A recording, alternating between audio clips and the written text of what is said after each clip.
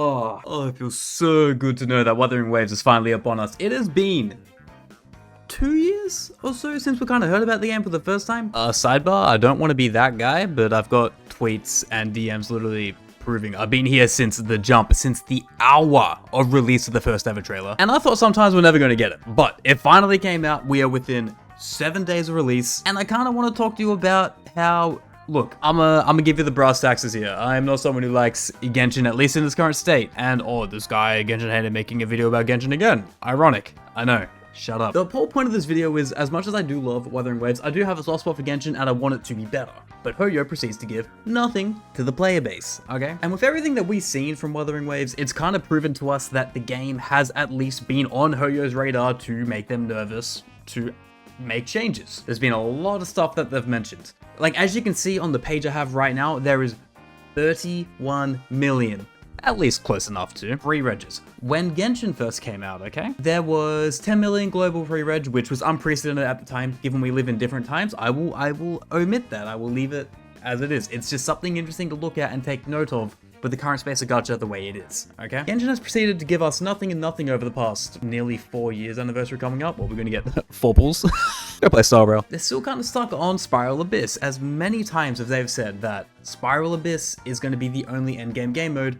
We've seen a few things that might tell us otherwise, because they're quaking in their boots a little bit over Wuthering Waves coming out in the near future. Like, just to show you, for those who want to be deniers, because the main point is, before you just drop a dislike and leave and get angry at me, how you doing? I'm Max. I'm making a video every single day up until the launch of Wuthering. It is officially launch week, so 7 uploads, 7 days, game drops, you know, maybe we give away a battle pass or 2. We'll see how we're feeling. So if that interests you at the very least, subscribe. We're going to go through some character stuff and all that kind of stuff, but I'm getting off topic. As much as Genshin hasn't given people and players anything they really want, it still has 60 million average players, which is disgusting, to be honest. You know, you got peaks of simultaneously concurrent being 17 million, 18 million, that kind of stuff, but it's been 60 million to 70 million ever since release of the game. They're doing something right at the very least. They got really good character designs, they got okay gameplay, and I guess the whole we don't make endgame because it causes anxiety thing's working for them. Then why are we kind of getting dreams, okay, dreams, that they're getting a new endgame mode, and it's looking to be somewhat challenging at the very least, maybe a bit like a simulated universe from Honkai Star Rail, as we have seen from people who have covered it,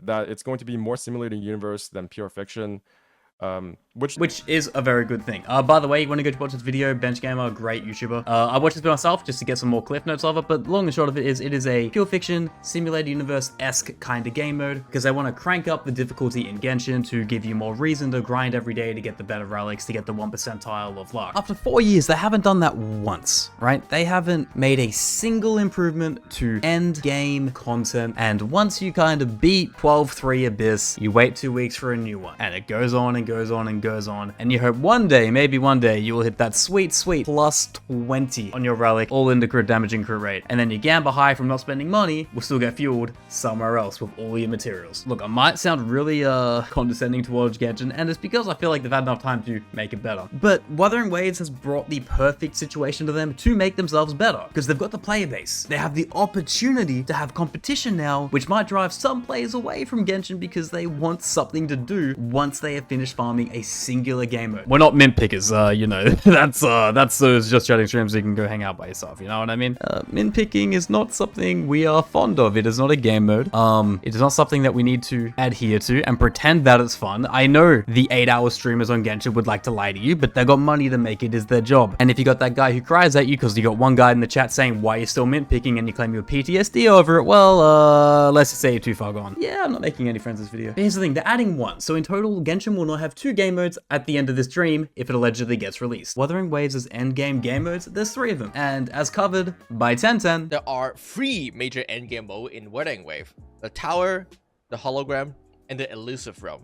There are 3: Tower, Hologram, Elusive Realm. Okay? The Tower is more or less Spiral Abyss, Memory of Chaos, that kind of scene of things, where you have to beat it in the quickest time possible with all the least amount of moves. If you are a Star Rail fan, my guy. And if you beat it within the constraints of a certain time frame at the lowest possible time, you get 3-star, you get more pool material, you get more crafting mats, you get all the good stuff, right? And you have a game mode called the Hologram, which is essentially a boss rush game mode. At the umpteenth degree of it, when you hit the final difficulty, I think it's difficulty 6 or difficulty 7, it is how you say difficult. You get one hit by the bosses, you mistime a dodge, you die, they spawn in extra enemies, you die, you run the wrong team, you die, you don't have armor weakness, you die, use the wrong buff, you die, so on and so forth. It is rough. And then the Elusive Realm, which is more a simulated universe game mode akin to what Genshin's releasing in a dream and akin to what currently is in Star Rail, which is SimU. Kind of more of a fun game mode. It's not so much hard, it's more cool to kind of push the limits in different aspects of the game, wanting to make a defense character, say, become a preservation healing sort, or make a healer an attacker, or make an attacker, say, Prez. There's many things you can do with it, and it's the same blessing kind of charade and blessing situation that you have. Having 3 off rip is enticing, really enticing to kind of drop that other game that hasn't had anything happen to it since adding France, okay? And come to this brand new world with brand new characters, a fresh account that you can start, super free to play friendly, like really free to play friendly, and all around just a good time. Admittedly, even though I've followed this game non-stop for 2 years, I haven't gotten to a single beta, so I'm kind of going off hearsay for the gameplay. And if you're still not, and I mean somehow if you're still sitting there thinking, oh, okay, Genshin's not scared, your copium, my mints need to be picked, I will see you later, okay? We need to discuss Xenoblade Zero releasing soon, and the stuff that popped up recently regarding the contract, right? As you can see at the top here, the content creator shall promptly notify Yomaholic if any other gaming brand intends to sponsor their content. Yomaholic, which is, by the way, Hoyoverse for those who don't know, has full discretion to reject sponsorships that could be detrimental to Xenoblade Zero or the content creator's reputation. What does this mean? It's pretty simple. If you sign a contract and you're a smaller creator, which is allegedly, I can't confirm nor deny this bit is pure hearsay. If you are a smaller creator, which is apparently allegedly who they are pushing this towards, and you sign this contract, and Wuthering Waves comes up to you and says, hey, we would love you to make a video for a little bit of something. It's really good for your channel because you become official Kura Games partner, right? It sounds amazing. Kura Games, by the way, on a sidebar, is one of the best companies for their player bases. They listen, they make changes, they improve. There's a certain company that doesn't do that. So it'd be really good to be in their good books, you know what I mean? Maybe you can play future game modes early. Maybe you can preview characters, like there's a Discord that currently lets you early access certain characters if you're on the Hoyo books, right? They can just say no to you. If you sign this contract, which I think goes without saying, by all means, if somehow, some way this contract comes your way, avoid it like the plague. I don't care what the hell they're offering you. In the long run, if you value yourself enough and you put enough effort in, this is gonna completely and utterly you in the long run. Like, worst possible situation. This is a really bad thing.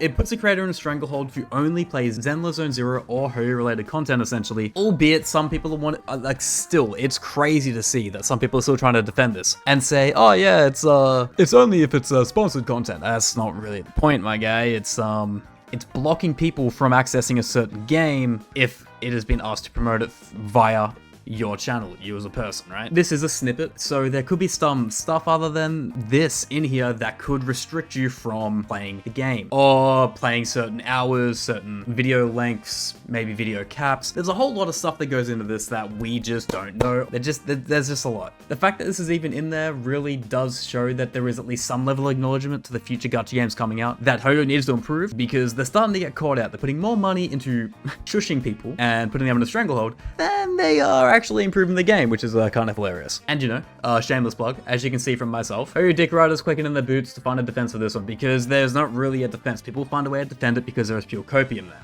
right? It's like trying to defend Robin is Stray, you know, you get a lot of unhappy people attacking you over it, but that's just being sensitive. Also, by the way, if you haven't heard somehow, the recent beta of Xenoblade Zero was actually pretty decent. The amplifying test is what it was called. However, the one before that, which was heavy in the TV gameplays, what everyone was calling it, received arguably some of the worst worst backlash, or yeah, worst criticism that any Hoyo games kind of really received. It was kind of hilarious, actually. Some people, I have been told in my Twitch chat, by the way, twitch.tv/MaximumGacha, that it is, yeah, it's killed it for him. The TV gameplay was so bad, they don't even want to look in the game's direction anymore. And I can't blame him. It was atrocious. It was not enjoyable. It was the most lineal, painful, boring, rinse and repeat gameplay that there really is. And there just wasn't really much to gain from. And it is a shame because visually, Zenless Zone Zero is stunning. But it is something really that we need to consider, that Hoyo's trying to block people from sponsoring Wuthering Waves content in lieu of Zenless Zone Zero. By the way, it has a release date, which is like July 3rd, July 4th. So it's coming out soon. So they're well aware. They are well aware of the hype that Wuthering Waves has brought. Look, the main point is, before you slam down criticism and get mad, new games are coming out, you Genshin daffodils, right? You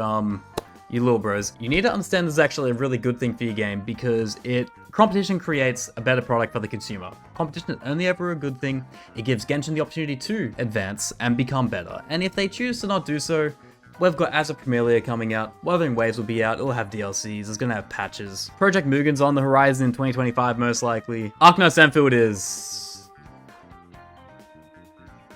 But I can see this being a net positive for the consumer. So if you stop giving blind positivity and shilling for a billion-dollar company, maybe you'll come to see that as well. This video really started out to be kind of neutral towards Genshin fans and saying that it's a good opportunity, but the more I think about it, the more I kind of remember how crazy they are. And I don't know if I feel for a little bit of vindication seeing the numbers on my screen right now of how good Wuthering Waves looks and how promising it is, at least from a player-based perspective. But still, it remains to be seen. If you agree or disagree with me, please comment down below. I generally want to see some constructive criticism or things I missed, things I may have exaggerated on, or stuff I may have gotten wrong. It's definitely worth a conversation. And yeah, if you're interested at all seeing me play this game live, go check out my stream, twitch.tv/MaximumGacha. It's vibes and insanity over there. Join at your own risk. Join at your risk? But trust me, it's actually worth it. But yeah, Genshin. Adapt or die. Please die.